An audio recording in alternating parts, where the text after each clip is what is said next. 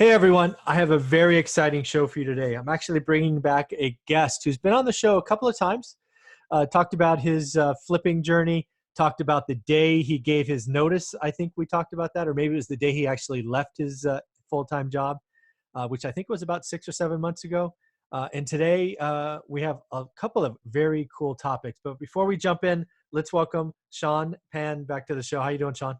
Hey, Michael, thank you so much for bringing me back on the show. Really Oh, appreciate it. oh man, absolutely. And first and foremost, he's putting out a lot of great content in his YouTube channel and podcast called Everything REI. So make sure you check him out, look him up. I've actually been at his meetup a couple of times, and I just love what Sean is doing. So, Sean, just in case people haven't seen you before, why don't you introduce them, who you are, what you do, and we'll get into the topic in just a minute. Yeah, so thanks again for having me on your show. My name is Sean Pan. I'm a real estate investor here in the Bay Area. I focus on purchasing properties out of state, mostly in Jacksonville, Florida, for that passive income. And I also flip homes here in the South Bay, so mostly in Sunnyvale and Santa Clara. I run a podcast twice a week called the Everything Real Estate Investing Show. You can find it on Spotify or Apple Podcasts. I do YouTube, 3 videos a week, and I also host meetup groups. And now I'm working as a hard money lender with Conventus Lending. Man, it's amazing to watch all the different. I'm not even sure if it's fair to call them side hustles because it all feels like like you have like 7 or 8 different jobs. You put out so much stuff. So congratulations for that. Thank you. I've made my side hustle my main hustle. That's the saying. Made my side hustle my main hustle. Yeah. See, I need these catchy phrases. That's just so cool. So why don't we talk about the topic today? Right, you've been. How long have you been flipping in the Bay Area? Right, Sunnyvale, Santa Clara. How long has it been since you bought the first one? Yeah. So, I started attending these meetup groups about 4 years ago in early 2016. Yeah. And it took a whole year and a half before I actually got my first deal. Okay. And it's funny because that deal was actually handed to me by another investor friend of mine. So no marketing dollars. It was just basically, hey, do you want a deal? Yeah. Let's go work on it. Yeah. So you've been in this business for, let's just call it 4 years, right? The business of buying at a discount, remodeling, and then reselling to owner occupants. You've had some spectacular ups, some unfortunate downs, and now we're back on the comeback trail. But I love what I love about you is you just put it all out there, right? No judgment. Here are the facts. You're certainly trying to put lessons learned out there for folks. So do you want to tee up the presentation we're just about to see? Because I think a lot of people are going to get a lot of stuff out of it. Yeah. So, basically, I'm going to talk about my journey. This is a presentation that I give when I speak at different meetup groups in the Bay Area, whenever they want to have me on board. Do you want me to share my screen and start the presentation? Go for it. Yeah. Cool. All right, guys. So I'm going to apologize in advance because I don't think I've ever done a full screen share of a PowerPoint before. So I got to figure out how I'm going to. Yeah, the lower right corner, there's a little Here? left, right there. Okay. And all right, good? Yep, we're good. Let's go. All right, cool. So here's my lessons from my journey so far. So a little bit about me. Like I said before, my name is Sean Pan. I focus on out-of-state investments in Jacksonville, Florida. I'm a local rehabber and flipper, meetup group leader. So if you're ever in the South Bay, like San Jose, please join a meetup group at meetup.com/everythingrei. Podcast host with the Everything Real Estate Investing Show, and hard money lender with Conventus Lending. So my story is, I guess pretty atypical. And feel free to interject anytime, Michael. Yeah, real quick, Sean, what slide do you think we're on? We're on number 3. Oh, so that hasn't changed on my side. So you go back to. So, is it laggy? Yeah, I don't think it's changing at all. So go to slide 2. Can you see it? I mean, I see it on the left, but I do not see it changing. Interesting. Okay, hold on. Yeah, there. Okay, there we go. Oh, you just had it. Yeah, I turned off the presentations.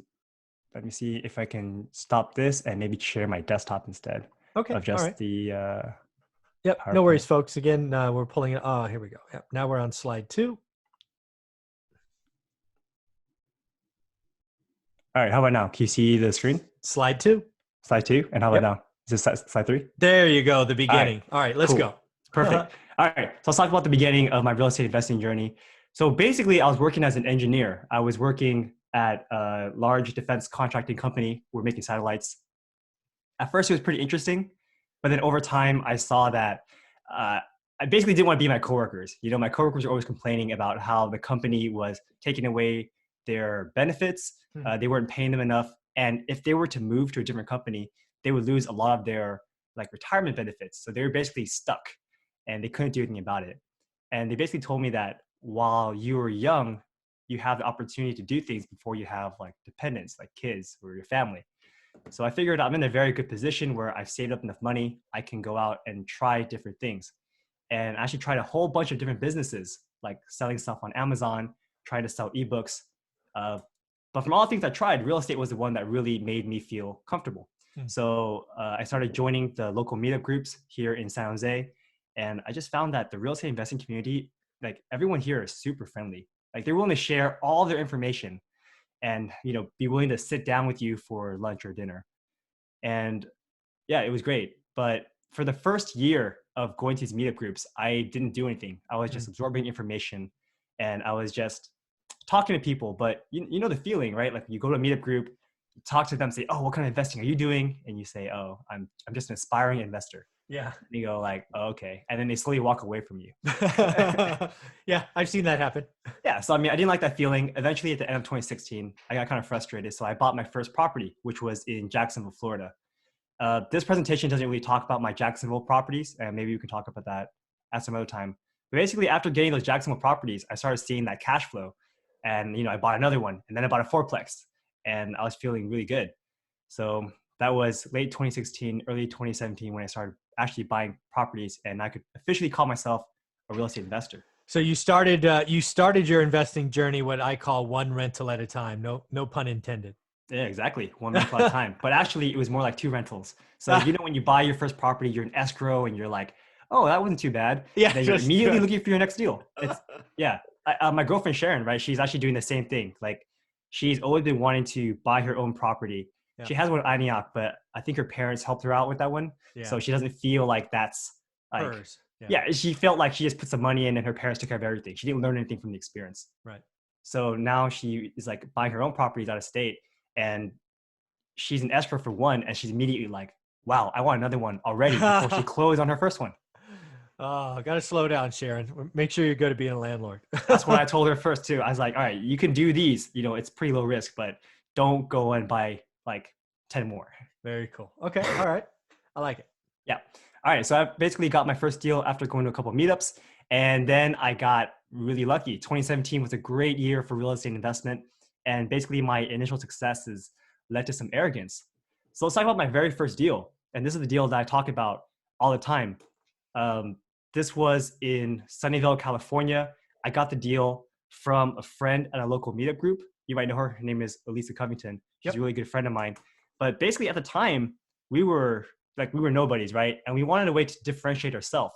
So by going to the meetup groups and just being a random attendee, people don't care about you. They'll walk by you and they'll forget your name month after month. But we decided to volunteer at this local meetup group and volunteer to be like the check-in boy. So I would take their money, I would write their name down and their email address and give them name tags. So by doing that month after month after month, you start to build trust around the people around you. And the person who was doing that with me was Elisa. And at the time, she happened to have this deal, but she didn't have any more capital to do anything with it because her funds were tied up in other deals. And I guess the other investors didn't want it. I think they thought the margins were too skinny. I saw it. It seemed pretty good. Purchase price was for $865. And I thought the ARV, the after repair value, would be around 1.2, 1.25. Okay. So there was some decent spread there. And this particular house is about a block away from where I get lunch, like every day in Sunnyvale. So I knew the area. It was pretty good. Okay. But yeah, all said and done, we bought it for $865. There was some drama when it came down to acquiring the property with my first hard money lender. I don't know if you want me to go into that story, but we almost didn't get the deal done because this hard money lender wanted the title company to guarantee that there could be no future construction liens on the property. And to me, that's a very odd request. Do you know what I'm talking about here? Yeah, of course. Yeah. Yeah. So usually title companies are saying that we're going to guarantee that there are no current construction liens on the property, right? You're going to get this property free and clear of any burdens, right? Yep. But they want guarantee against future encumbrances, which was a very odd request. And we almost didn't get the deal done because of that one request. I guess they got it done somehow. They talked to the vice president of Chicago Title and got it done. Okay. But yeah, got the deal. The repair cost was $75,000. Uh, the market carried us really hard. So my ARV is 1.25. When it was on the market, I thought we would get it for 1.3, and we actually got an offer for 1.4. So, Wow. So yeah, this is definitely the up. So I want to ask a couple of questions about this. yeah, So absolutely. first off, got the deal 865. Your personal network made it happen. That's always the best way.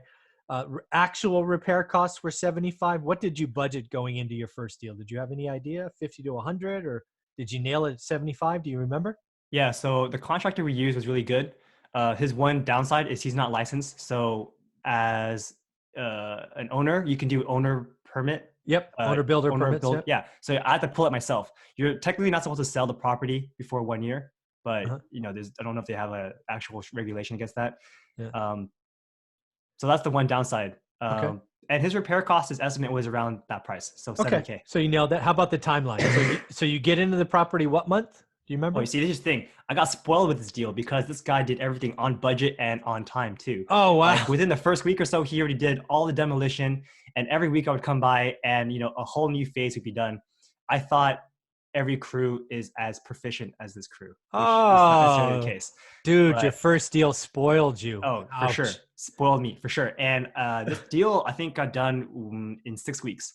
So it took about 6 weeks to do construction, maybe 1 or 2 more weeks to do some, finishing and staging and stuff. Yeah, this this So, this is the highest of highs right here, oh, right? absolutely. You So, you I mean, you we bought basically made 300K on this one deal. The yeah, taxes on this one project was more than my base salary at work.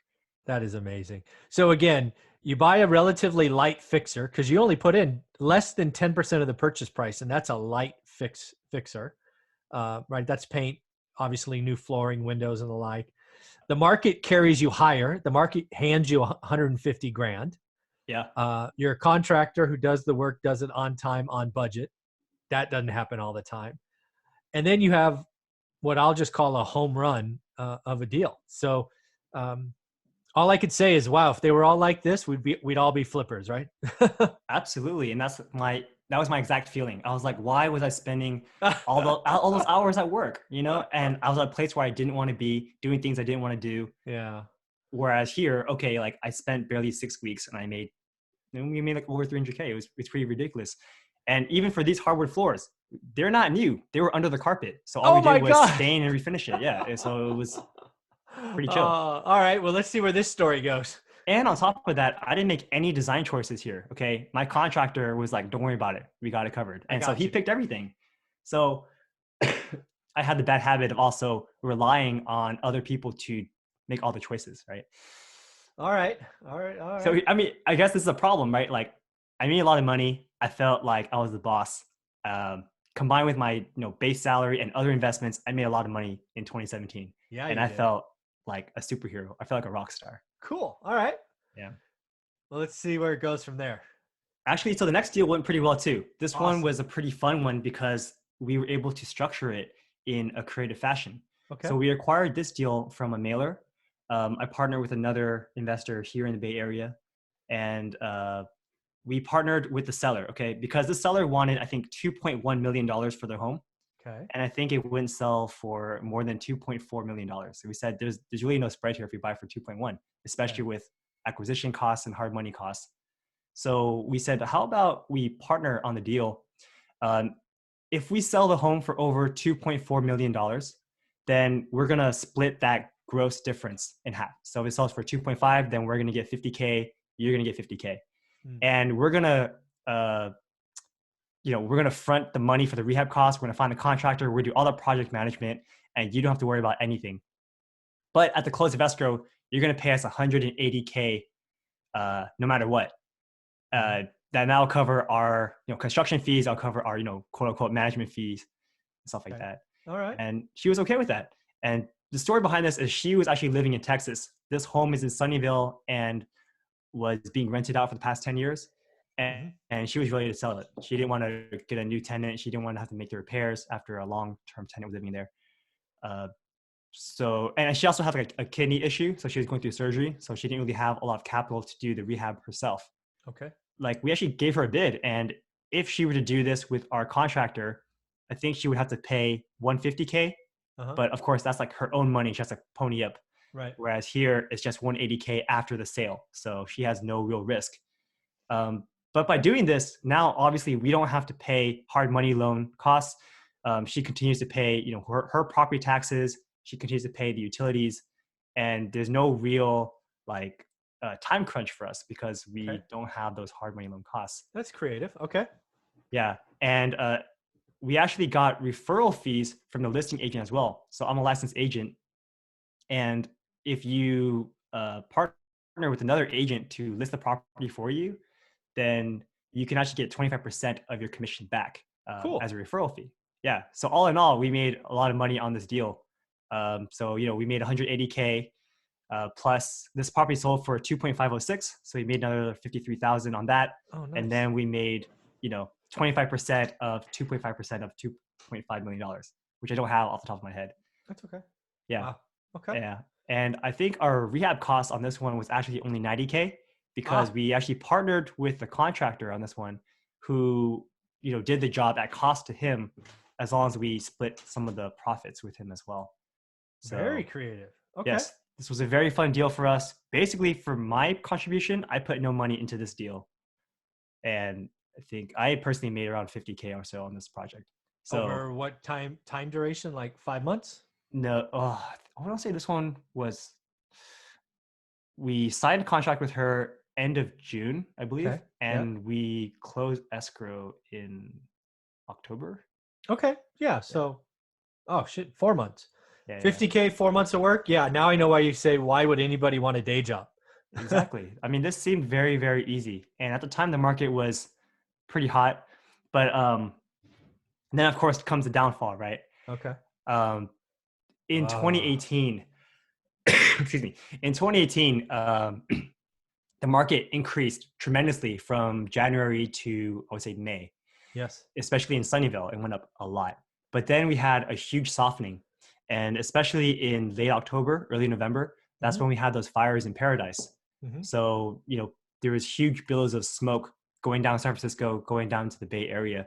Yeah. And people just didn't want to walk around at open houses anymore. Hmm. Yeah. So we had this one project here in Sunnyvale as well that we thought was going to be a home run. Honestly, I had no questions about this deal, but here's, this is what you don't know will kill you, right? Right. This house was acquired again from the mailer. This project was on the MLS, and it was actually being listed by an out of area agent. This agent was super incompetent. I mean, he was taking pictures with like an old Nokia cell phone or something. The pictures Ah, looked grainy and blurry. The lighting was terrible. They didn't have staging. They just had their original like, uh, they're living in there. mhm. And then the agent was from Turlock, so he didn't want to drive over here to Yeah. do open houses. So he said, no open houses. If you want to look at the property, call the homeowners directly. Like, if you're going to look for a $2 million property, you're not going to just call the homeowner, right, to look at your Yeah. property. It doesn't happen. Yeah. Okay. So we thought we were able to get a really good deal with this one. Our numbers said that if we buy it for 1.8, then we can sell it for 2.2 and still make a decent profit. So basically, our number was 1.8. Okay. After some negotiating and reading some books, we actually negotiated this number down to, I think, 1.757923. We gave them a super weird number so that they think that our offer was really serious. Uh, And then they're like, what is this number? It's such a weird offer number. Usually it ends in like 3 zeros, right? right. Right. Right. Right. 1,000. But they thought we were at a super calculated number and they accepted our offer. Okay. And then the listing agent told me, hey, go ahead and write up the offer yourself. So normally when we do these kind of deals, we have the listing agent write the offer for us so they can double end it, we can Yeah. get a better deal. Yeah. But he accepted our offer basically and told me to write it up. So by writing it myself and representing myself as the buyer, we got an extra $45,000 just Jeez. from writing that offer. Okay. So at the time, I thought this was a slam dunk deal. There was a home on the same street on the corner that was being listed for 2.5. Again, this was May of 2018. So we thought, we were really good. And this house is 2 city blocks away from Apple's new campus. Yeah. Yeah, we thought we couldn't lose. Okay. But of course, we had some issues. So this beautiful I don't know if you see my mouse, but this beautiful wall here Yeah. with opening used to be just a little doorway. And this wood here was a chimney. So we actually bust down the chimney, we put down this giant beam and opened up the wall so that we have some beautiful space. Sure. But right here, where this beam goes down to the foundation, there's a little joist here. Yep. And I think the structural engineering called for a different size joist. So when the city inspector came through and saw that the joist was a different size, they told us that we need to have our structural engineer come back and, tell us like redesign it or write us a letter saying that this joist is okay. And this structural engineer had some family issues. It was basically a single point of contact that failed. Okay. He was gone for 3 weeks. And so for 3 weeks, our project was stuck. Okay. So that set us back. By the time we went on the market, this was basically the peak of the market softening. Yeah. The fires happened. No one was walking open houses that day and that weekend. And basically the property sat on the market. Now in the Bay Area, if a property sits on the market for more than 2 weeks, people immediately think, what's wrong with this house? Yep. Even though this house is beautiful on the inside, they had to think of a reason why this property wouldn't sit. And now they started to expect us to do like market price decreases and stuff like that. Yeah. Eventually people started saying, hey, this property has no garage. We're from the Bay Area. And we know that out here, the weather is beautiful. People don't usually park their cars in the garage. They park their stuff in the garage. Yeah. Yeah. This house has a huge shed in the back. So you can definitely, put as much stuff as you want in the back. And there's a carport and there's plenty of like parking space in the front in the driveway. Yeah. But just having no garage really scared people away from the house, which was a huge surprise to us. And this house was actually created back in the 60s in this one specific part of Sunnyvale that didn't have strict regulations on how you could build your house. So this house was actually built crooked on the lot.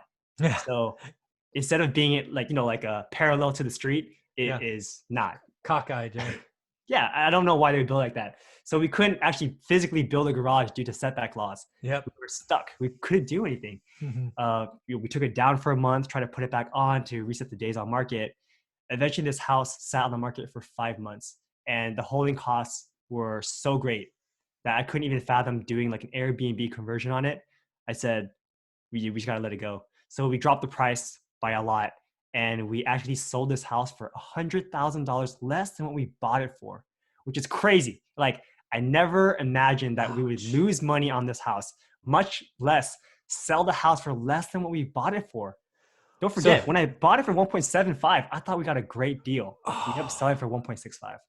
So you bought it for 1.8, you sold it for 1.6 after putting $400K in. That hurts. After holding costs, after the rehab costs. So total, yeah. Total $400K. Yeah. And don't forget that 1.65, we don't get 1.65. We also have to pay for closing costs. Yeah. We have to pay for the agents. We have to pay for transfer taxes, and we hold it for a long time. So we had a huge property tax bill on it as well.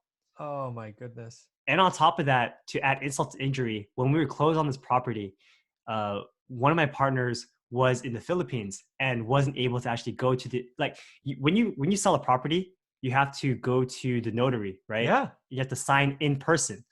But if you are out of the country, you can't just use a mobile notary. You have to go to the embassy, right, and sign there. And you have to make an appointment for that, all that BS. There was no way for him to do it. So basically, we have to wait for him to come back to the United States. Wow. That added an extra week of our holding costs. Yeah. Extra couple $1,000s. It was a bad situation. And we felt terrible. It was a horrible, horrible loss. But it's okay. Like, the reason why I'm telling the story is because these are these things that happen. Happens to anybody. Yep. I'm very happy to share the story to, warn others. Hey, we've made a lot of money in the past. We've also lost a lot of money. Yep. If you are ashamed of things that happen to you like this, then you don't control the narrative anymore.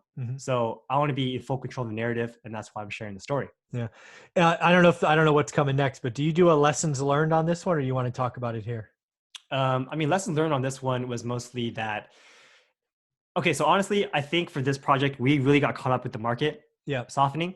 And my main mistake wasn't just that I made a mistake on this project, because honestly, at the time, I would have no idea of the detriment of having no garage. So for me, lesson learned is you must always have a garage on the property if the property is worth like over $1.5 million. Okay. It's just a different type of buyer than what Yeah. I'm used to. Like Okay. I grew up in Milpitas. We are not the same as Sunnyvale buyers. Yeah. So like they might care for parking their Tesla in a nice fancy garage. Here in Milpitas, we don't care. We park Gotcha. under a tree where birds poop on your car every day. Got Yeah. it. Okay. But honestly, my main lesson was that this was just one of 3 disasters. So like I said, I got super cocky. I got so cocky that I didn't just buy one bad deal. I bought 3 at the same time. And I used the same construction crew on the same project, which meant Ooh. that we could only go as fast as that one crew could do the work. Yep. This was a giant mistake on my part, especially since I was a relatively new investor. I should not have purchased so many properties at the same time. Like if I only had just Hampton as a disaster, one, I definitely had enough money to sustain it. Like I could have just held on to it, or maybe convert to an Airbnb, or I could just take the loss and I would have been fine because I had enough money to absorb it. The problem was I over leveraged on multiple properties at the same time. And that's where you get caught because now you run out of liquidity. You have to start selling things that you don't want to really sell at a loss. And you start making these short-term moves to protect you, but are really bad for you in the long term. Yep. Yeah. Okay. So this is one of just 3 bad projects I got into. The market softening affected all of my rehab projects in my pipeline. In December of 2018, the stock market also took a huge dip. So of course, it also shrank my reserves. I thought I was comfortable. I had a couple $100,000 in the stock market in the bank accounts, but I was quickly losing that money and having to liquidate them at bad times. Like I knew the stock market would recover, but I needed the money for the debt payments. So I had to sell them at a loss. Oh. Yeah, it really sucked. And I was paying over $30,000 a month in holding costs alone. And I remember going to Taiwan and talking to my friend, and she was saying that, yeah, her base salary is like $25K a year. I was like, dude, I'm paying your base salary every month as holding costs for these projects. Oh, ouch. Ouch, indeed. Ouch. Okay. Excuse me. No So yeah, failure. I feel like I learned a lot from this experience though. And I felt like I can't let these failures define me. I can't just fail and then lay down and then never get back up, right? Yeah. You fail, it happens all the time, but you need to get back up. So I started thinking of ways to redefine myself. So there's a Japanese proverb, fall 7 times and stand up 8 times. I like it. So I'm thinking about how I can turn this whole thing around. Okay. I told this story on my blog, on my Facebook, and eventually my friend said, hey, I have a friend that wants to write this article on Bloomberg. Are you willing to share your story? And I was like, yeah, sure, whatever. I had this podcast going. I felt like the publicity would be cool. I didn't realize a lot of people read Bloomberg magazine. And I was at work and my boss saw me because like MSN.com, it was featured on MSN.com on like the main page, my face. And they were like, holy crap, Sean, you're in flipping? And a lot of people were like, hey, sorry for your loss. Some people were like, hey, congratulations. I didn't know you were doing these cool things. It was like a whole mix of people who were supportive, but also, I guess, kind of sad for me for for failing. But what surprised me was that my bosses weren't saying anything like, oh, why are you working on this side project? Why are you supposed to be working here full time? No, they were totally cool with it. And they actually appreciated my enthusiasm for entrepreneurship. Nice. Yeah, the publicity was really great. A lot of my friends from high school would hit me up. They would send me articles like this. Like my friend was at a hospital. He saw his article. I was like, what the hell is this? They even converted to Chinese without Bloomberg's permission. Of course. Yeah, so it was cool. My podcast plays basically doubled overnight. And again, people were very supportive. Nice. Yeah, it was pretty cool. I started doing this podcast where I interview a lot of real estate investors and professionals. So we have our episodes that are released every Wednesday and Sunday morning. And it's great because I found this as a way to get free consulting. I will be able to approach these, real estate investor superstars and ask them all their secrets. They're actually really nice about it. But before I had the podcast, I was always so shy to talk to them. They would have this great presentation. And then after the end of the presentation, a swarm of people would come up to them and talk to them. And I had nothing really to ask them. So it was always so awkward for me. Now at least I could be like, hey, do you want me on my podcast? and they say yes, I can just ask them all the questions I want to ask about how to run a great real estate investing business. And then, of course, now I have a personal connection with this person, and I'm able to share this information with the world for free. Mm-hmm. Yeah. Pretty cool.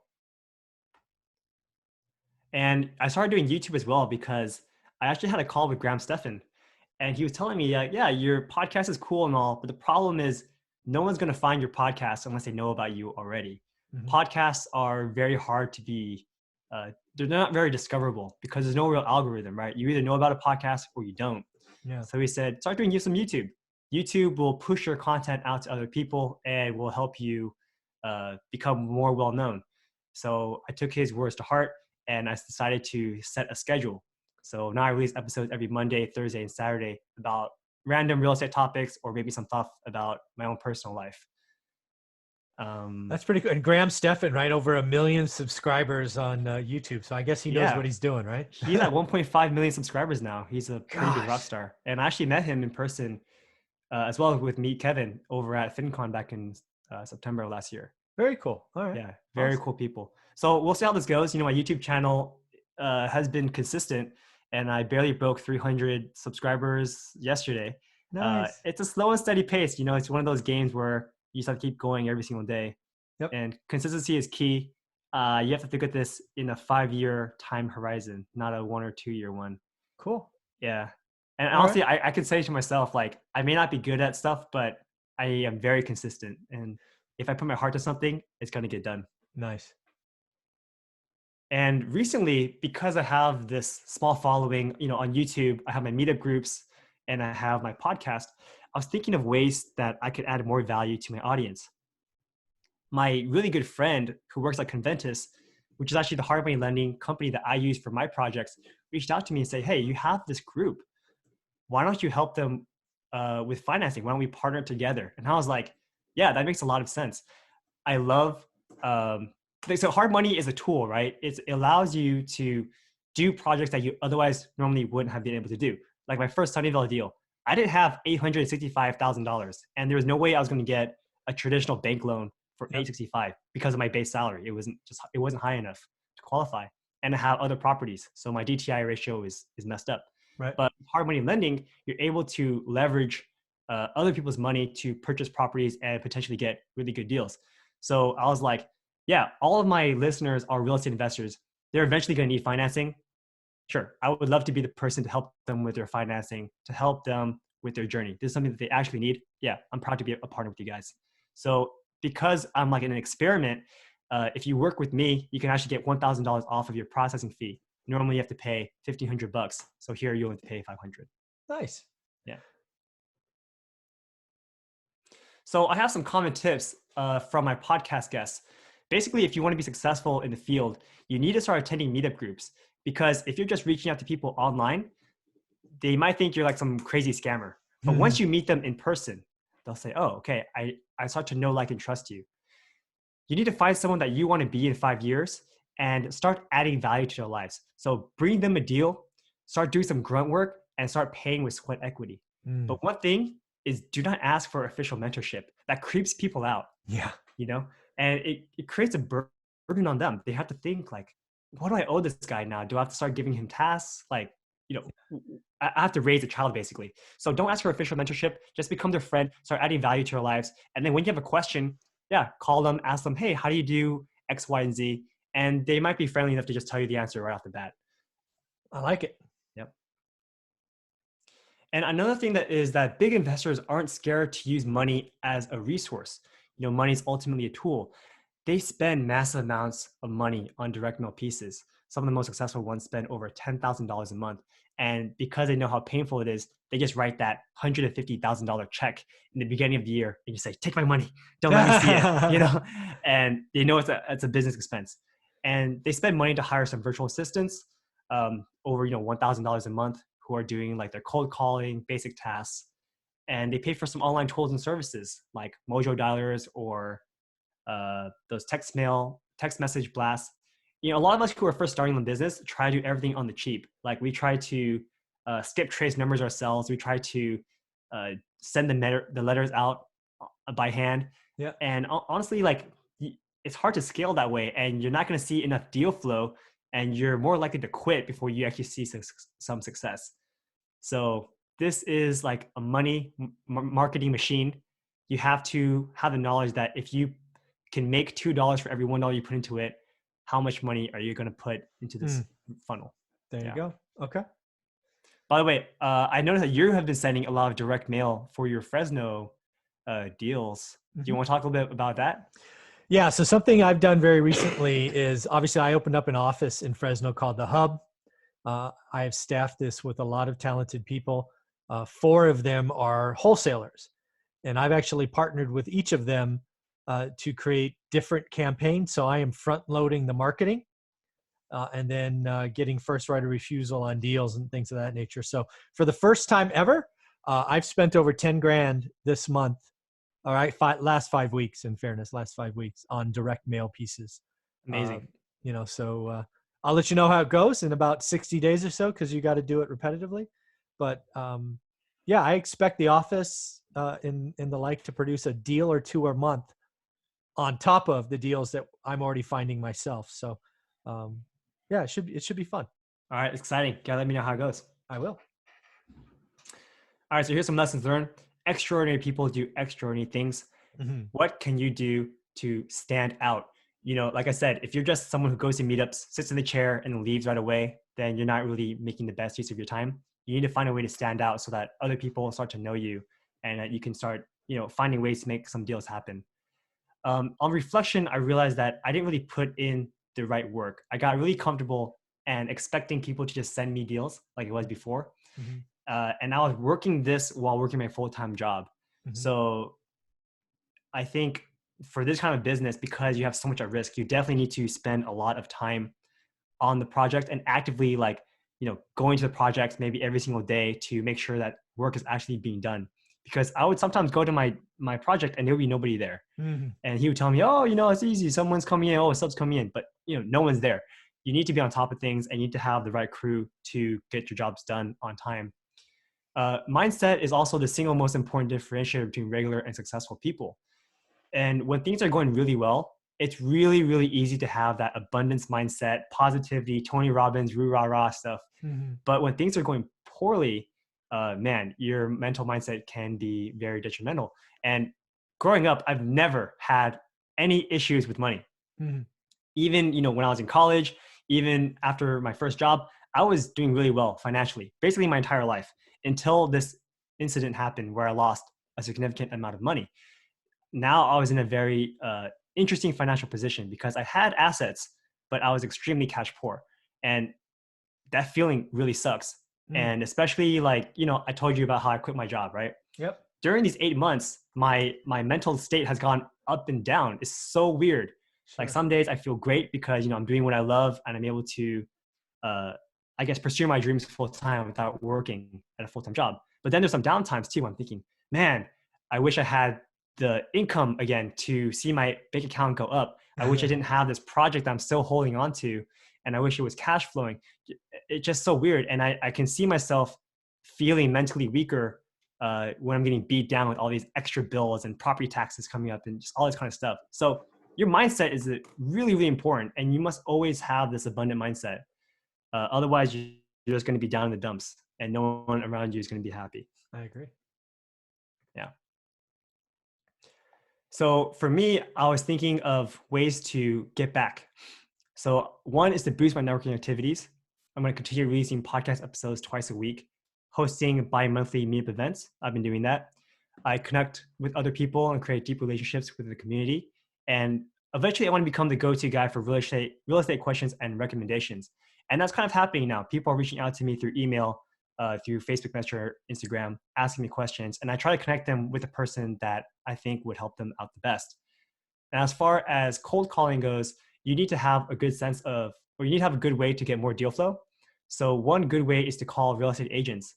And I saw that if you can call the right agents, then they can start giving you some off-market leads. I'm not gonna lie, it's been actually pretty challenging for me, but we were actually able to do a deal with Adam and Bobby last year where we made $125,000 on a wholesale deal from an agent who brought me the off-market listing. So Nice. Even though it doesn't happen very often, when it happens, usually they're pretty big deals. Mm-hmm. And I focus on calling agents that sell between 4 to 8 homes a year. If you want to find a way to quickly gather this list of agents who sell 4 to 8 homes a year, you can check out my video on my YouTube channel. Very And again, cool. the reason why I say 4 to 8 is because it's a sweet spot for investor-friendly agents. If it's less than 4, then they probably don't have enough volume to actually give you an off-market deal. And if they're over 8, then they're probably too professional and they probably already have a huge list of investors and they probably won't work with you because you're a newbie. Cool. Okay. I realized also from talking to so many people on the podcast that every strategy works.